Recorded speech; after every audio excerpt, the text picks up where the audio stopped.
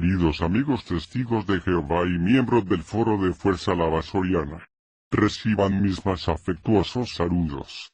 A continuación voy a relatarles la historia secreta y oscura del segundo presidente de la Sociedad Watchtower, el juez Joseph Franklin Rutherford. Mi nombre es Dutch Eckets, también conocido con el sobrenombre de Farkel. Si las declaraciones que pronto siguen les cautiva su curiosidad, continúen escuchándome atentamente.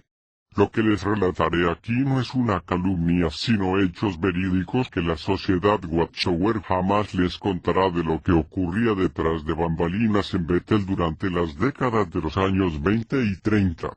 Se trata de una hermosa mujer quien fuese la compañera constante de viajes del juez Joseph Rutherford y quien nunca tuvo que trabajar para escalar su posición en Bethel, como si lo tenían que hacer casi todas las demás mujeres. Sin embargo, esta mujer entró inmediatamente en el círculo íntimo de Rutherford al llegar a Bethel. Esta fue una mujer quien abandonó a su propio esposo de 15 años de matrimonio para irse a Bethel. Una mujer quien años más tarde empezó a utilizar panties o bragas con las entrepiernas al descubierto, y brasier o sostenes que el área de los pezones quedaban al descubierto. Una mujer quien a pesar de todo lo mencionado aquí era al mismo tiempo una hermana ungida y precursora hasta el final de su vida y nunca se le dio una reprimenda por ninguna de las conductas que acabo de mencionar. ¿Qué dijo ella sobre el juez Rutherford? Ella dijo él en todos los sentidos era como un esposo para mí. Antes que entremos a los detalles, vamos a repasar lo que ya nosotros sabemos del juez Rutherford ya que esto logra mostrarnos el modelo de su actitud y conducta. Él era un falso profeta.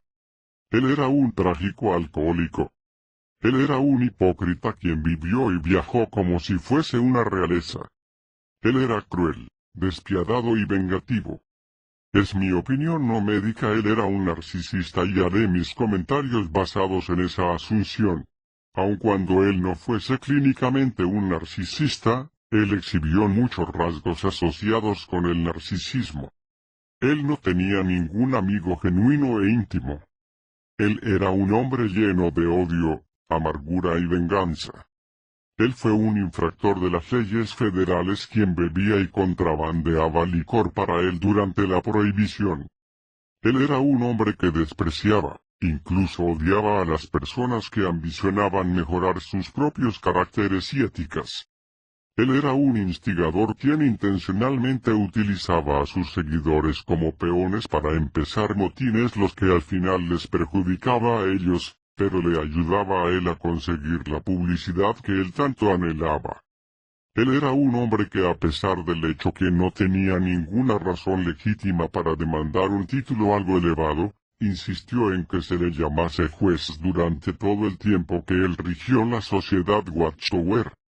Él era un patético, podrido marido y padre, quien por lo menos fue despreciado por su propio hijo y probablemente por su propia esposa. Ninguno de ellos le importó lo suficiente ni siquiera para ir a su propio funeral. Él era tan detestado por sus compañeros betelitas que solo 4 de ellos asistieron a su funeral. Él era un hombre cuyos escritos prolíficos no tenían valor alguno, por lo cual ninguno de ellos ahora se reproduce.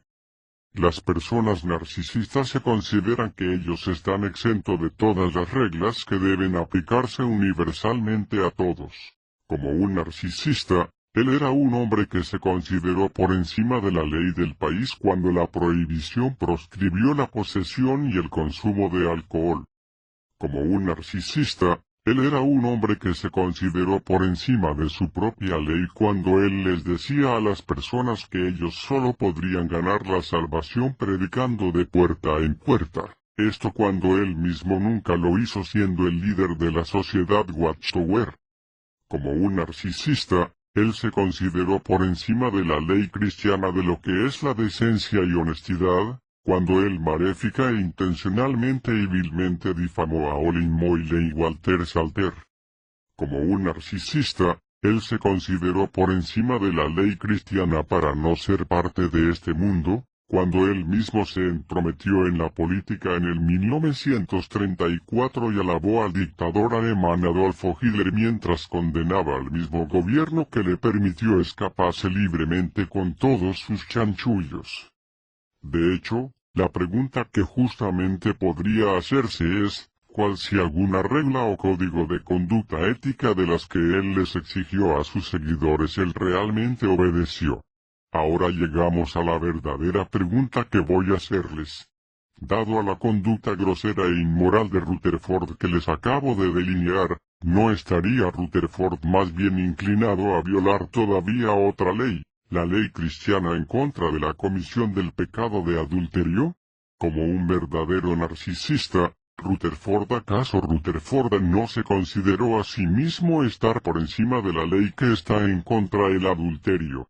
La mejor evidencia a favor o en contra para esta pregunta por supuesto vendría de los testigos oculares que estaban cerca de Rutherford cuando era presidente de la sociedad, pero lamentablemente la mayoría o todos los potenciales testigos oculares ahora están muertos. Nueva evidencia revelada sobre las infidelidades sexuales de Rutherford. La evidencia viene de un hombre con el seudónimo Lark que no solo conoció a la mujer en cuestión, ella ya ha muerto. Él estuvo con ella en numerosas ocasiones. Ella era una de sus parientes, siendo la tía de su propia madre. Hasta hace poco solamente este secreto de sus largos encuentros sexuales con Rutherford por muchos años se guardó por la familia. Ellos estaban avergonzados de lo que ella había hecho. Por otro lado, Lark ha declarado que nadie en la familia alguna vez habló indignamente de ella. Obviamente, esta evidencia es una que ningún miembro familiar está presto a usarla para arruinarla. Ellos no tendrían razón alguna para mentir sobre un secreto que han guardado por tanto tiempo. Esta mujer era una buena amiga de Bonnie Boyd antes de arribar a Bethel en el año de 1938. Bonnie Boyd era la secretaria personal de Rutherford. Cuando esta mujer llegó a Bethel, a ella se le dio inmediatamente un trabajo como dietista personal de Rutherford, aunque ella no tenía experiencia o entrenamiento en ese campo y Rutherford, para ese momento ya tenía a un hombre dedicado a prepararle su dieta. Casi todas las mujeres tenían que empezar en Bethel como sirvientas o trabajar en la lavandería, cual era uno de los trabajos más bajos. Porque ella fue tan afortunada para inmediatamente conseguir un trabajo en la cima, de calidad, al llegar a Bethel. Porque ella consiguió viajar con Rutherford a todas partes, incluso viajaba en primera clase a Europa, por espacio de 6 a 8 semanas por año y pasaba los inviernos en la mansión de Beth Sarim. Porque ella se convirtió en la dietista personal de Rutherford mientras viajaba, cuando ya Rutherford tenía en Bethel un hombre como su dietista personal.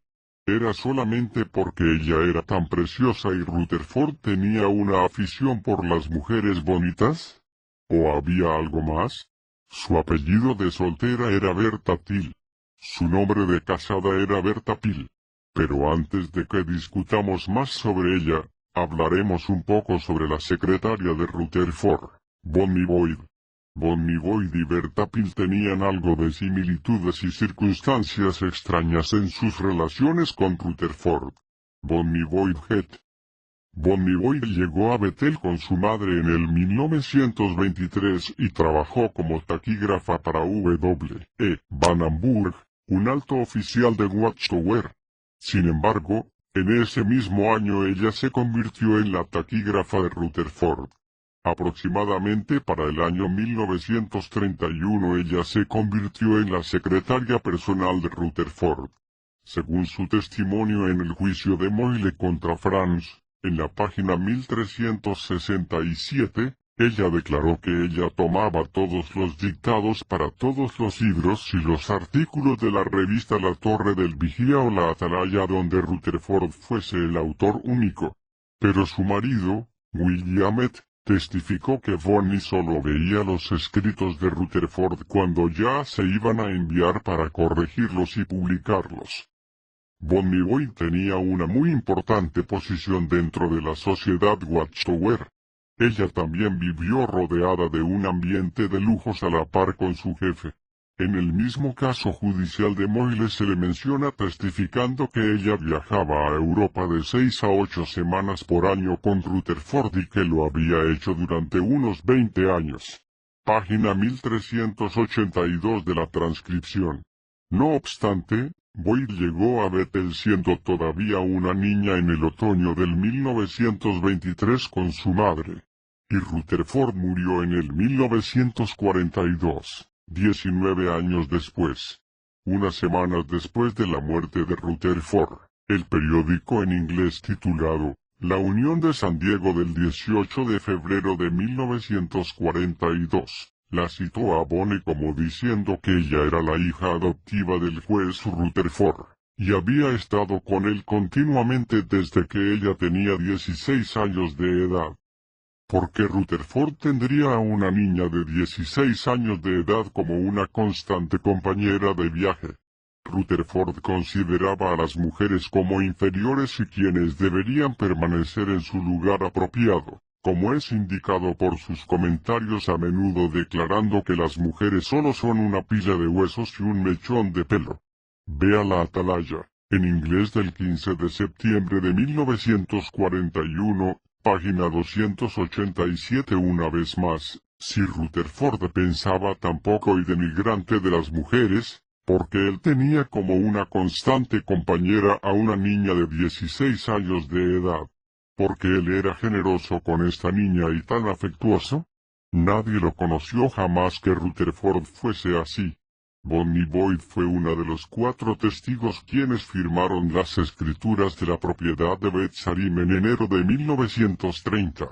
Si ella solo tenía unos 16 años de edad para el otoño de 1923 cuando ella llegó a Bethel, entonces solo tenía aproximadamente unos 21 años de edad cuando ella firmó las muy significantes escrituras de la propiedad de Beth Sarim.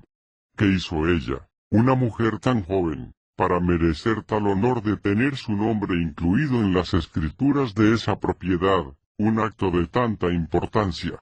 En el año de 1938 Bonnie Boyd se casó con William un heredero de uno de los fundadores de la compañía Coca-Cola. Era pero muy rico.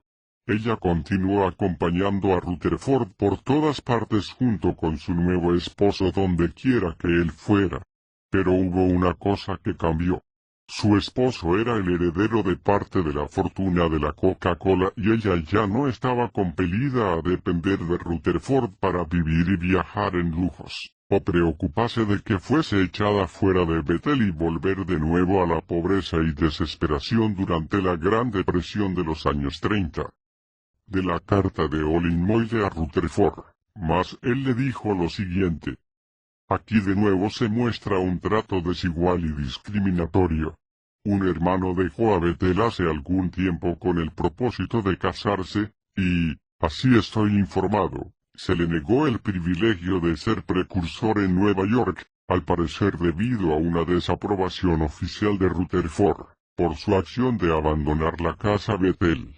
Por otro lado, cuando Bonnie Boyd se casó, ella no tuvo que salir de Bethel.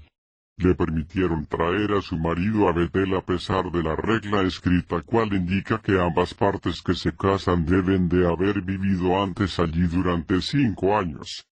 Porque Bethel rompió una de sus reglas que siempre fue tan rígida e hizo una excepción para una mujer, que tenía un puesto de los más bajos en categoría, llamada Bonnie Boyd, que la hacía tan especial que ella pudo evadir las reglas estrictas de Bethel.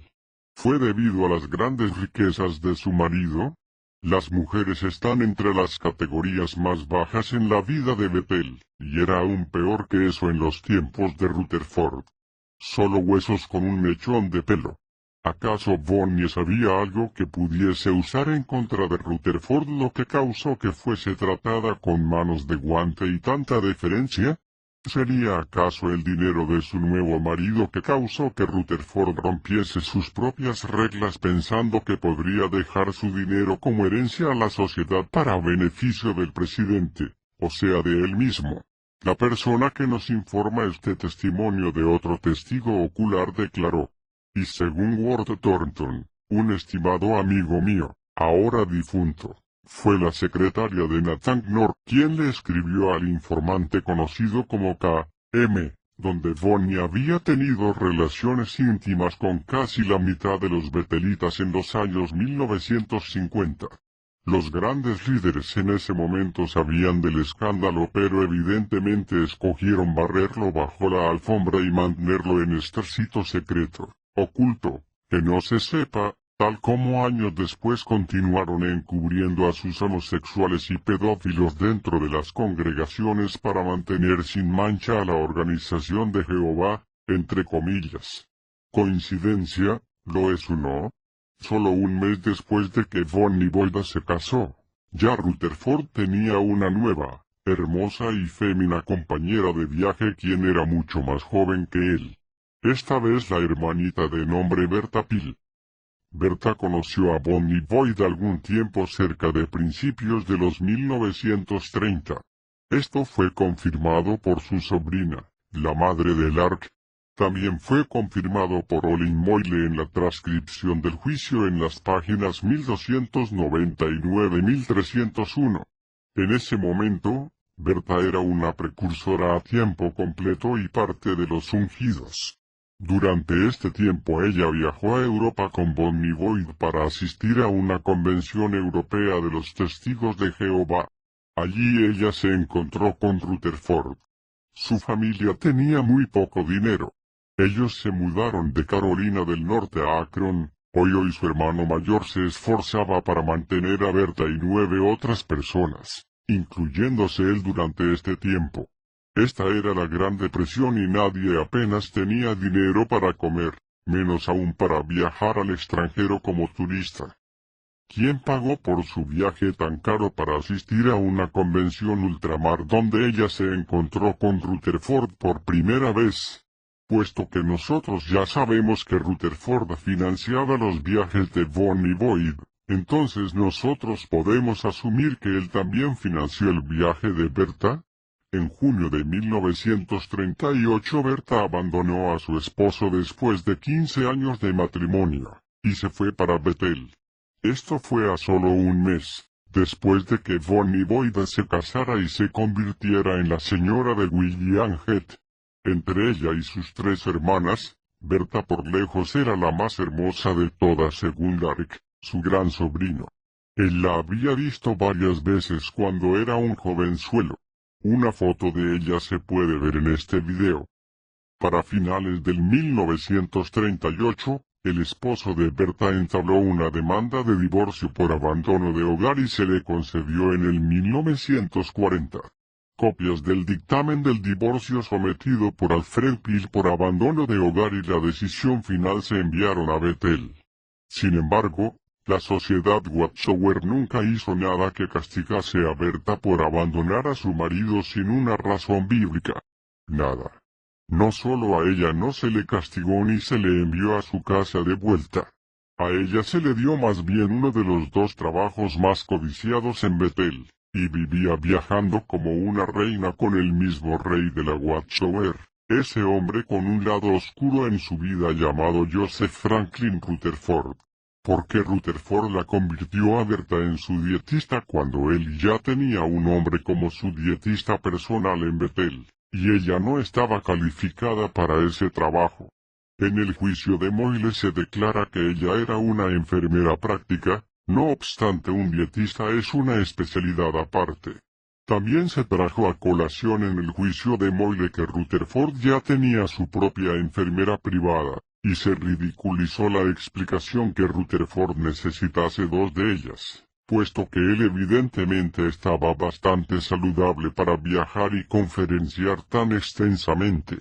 En una contradicción a lo que se reclamó en el juicio de Moyle, Lark declara que Berta, su única experiencia de trabajo antes de entrar a Bethel era un trabajo que ella realizó en una fábrica, porque ella fue la única de sus 2 dietistas que viajó con Rutherford y podía quedarse con él en Beth Sarim.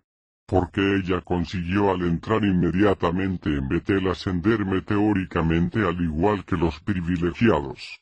Panties o bragas con el entrepiernas al descubierto. Algunos años después de que Rutherford murió, Berta continuó adelante como una precursora y una de los miembros de los ungidos. Ella fue a visitar a sus familiares y le regaló a su propia hermana algo de ropa interior que se compró en Francia durante el tiempo que ella todavía estaba en Betel. Estas fueron un par de panties o bragas con la parte del entrepiernas al descubierto y un sostén que tenía agujeros en el área del pezón. Sus familiares se sobresaltaron por esto. Ella era una ungida.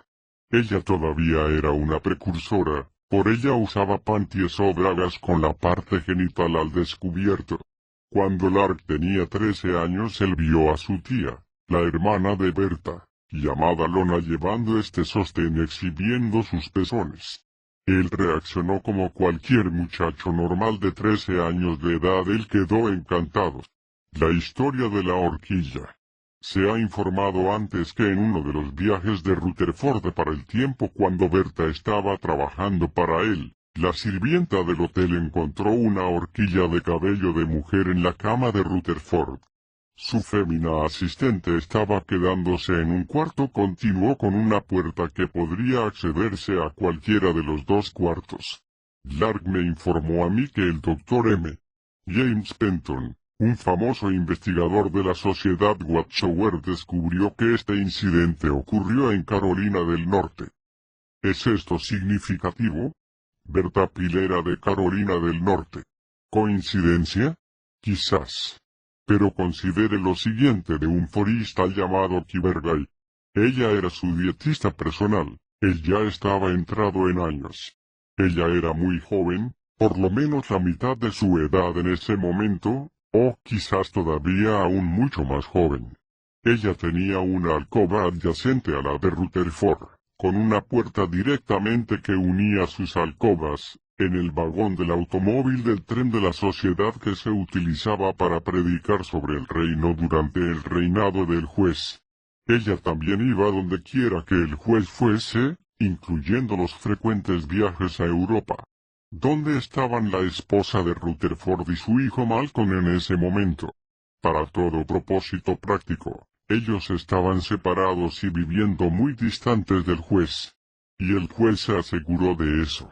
Un buen amigo mío, quien era un anciano en el salón de Long Beach, California, mucho después de la muerte del juez, es la fuente de esta información. Ella pidió que los ancianos, mi amigo siendo uno de los ancianos, se reunieran con ella. Ella ya tenía unos 70 años, porque ella no estaba segura si ella recibiría el premio celestial. Los ancianos se reunieron, y ella les dijo la verdad sobre la relación que mantuvo con Rutherford por un período de más de 15 años. Ella incluso les mostró películas de los dos, Berta y Rutherford abrazándose y besándose, poco antes de dejar caer esta bomba. No obstante, los ancianos hicieron contacto con las oficinas principales, y Nathan no se encontró con Birda. Su nombre realmente era Berta, mientras estaba en la convención de distrito en California. Poco después, Nathan Knorr, con algunos otros oficiales presentes, dijo que ellos conocían de la relación adúltera desde hace mucho tiempo, pero por alguna razón, nunca le dijeron a nadie nada sobre eso para mantener la imagen de la sociedad incólume. Ellos también le dijeron a Berta que como esto había sido tanto tiempo en el pasado, que no se preocupara por eso, que Dios la perdonaría. ¿Es esto una vara de doble medida o qué? De hecho, claro que sí. La prima de Lar, llamada Sue, hija de la hermana de Berta, le dijo a él que cuando Berta era joven, ella era pero tan discola y rebelde que fue la única hija de 4 que su padre necesitó darle de nalgadas. Una vez la prima de Lark, de nombre Sue, estaba viendo un álbum familiar con él. Había una foto de un hombre en el álbum de fotografías junto a Berta. Sue le dijo a Lark que el hombre en la foto era un oficial naval casado. No puede mostrarse que ellos tenían un asunto amoroso. Pero surgen las preguntas, ¿por qué una precursora ungida estaba en una foto con un hombre casado? ¿Y por qué ella estaba en compañía de una persona que era un militar uniformado? Bonnie y Berta, sus similitudes. 1. Dos mujeres que eran las más íntimas a Rutherford durante el final de su vida. 2. Dos mujeres que eran las compañeras constante de viajes y compañeras convivientes. 3. Dos mujeres que fueron propulsadas rápidamente al pináculo de la élite de la Watchtower. 4. Dos mujeres que rompieron las reglas más estrictas de la Watchtower, y sin embargo ni una cosa se hizo sobre eso. 5. Una mujer que se convirtió en la compañera constante de Rutherford cuando ella tenía solo 16 años de edad. A ella se le acusó por parte de un hombre que no tuvo miedo de identificarse por su nombre afirmando de que ella había tenido relaciones íntimas en Bethel en los años 1950. Otra mujer que mágicamente recibió pasajes pagados a Europa durante la Gran Depresión y que inmediatamente al entrar a Bethel recibió un trabajo florido como parte de la élite, que no solo ella no estaba calificada para tenerlo, sino que el trabajo ya estaba ocupado por otra persona, quien necesitaba tener 2 dietistas para ese entonces. 6. Una hermosa mujer joven y de condición pobre traída a Bethel quien inmediatamente se convirtió en la asistente personal y compañera constante de Rutherford a solo un mes después de que otra asistente personal y compañera constante se casara. 7. La Gran Depresión donde nadie tenía dinero y cualquiera se moriría por tener la oportunidad de vivir la vida lujosa de Rutherford. 8. Alcobas adyacentes con las puertas que se conectaban los cuartos del dormitorio donde estaba Rutherford para que estas mujeres se vieran en privado con el juez en los trenes y los hoteles. El hábito del juez de trabajar por la noche en Betzarim cuando el resto de su personal de los quehaceres domésticos ya estaban durmiendo. Pantaletas mostrando las partes íntimas y sostenes provocativos que eran utilizados por una precursora ungida quien también además fue una niña muy rebelde con sus padres. Un solitario, viejo vulgar enfermo sexual inmoral borrachón, con todo el poder y dinero que él pudiese pedir, y quien solo veía a las mujeres como unas aceptables si éstas permanecen en su lugar apropiado y se sometían a sus caprichos y deseos sexuales más bajos. Un dictador absoluto quien rompió todas las reglas que él mismo puso para los demás, y quien se consideraba a sí mismo por encima de tales reglas. El testimonio de un nombrado informante de que Nathan Knorr y otros conocían sobre las infidelidades de Rutherford con Berta y no hicieron nada sobre esto. Al mismo tiempo lo mantuvieron encubierto porque le tenían terror a Rutherford que los pudiera echar de Bethel de un plumazo sin miramientos porque Rutherford era cruel y despiadado, un maldito sirviente de Satanás el diablo. Él no tenía ética moral, pero sí tenía los motivos. Él tenía las víctimas voluntariamente o de lo contrario. Él tenía las oportunidades. Él tenía las coartadas y él tenía el encubrimiento. Él tenía a los betelitas totalmente sometidas a su tiranía para continuar este encubrimiento. Era el Rasputín de la Watchtower, el Calígula moderno despiadado y torcido.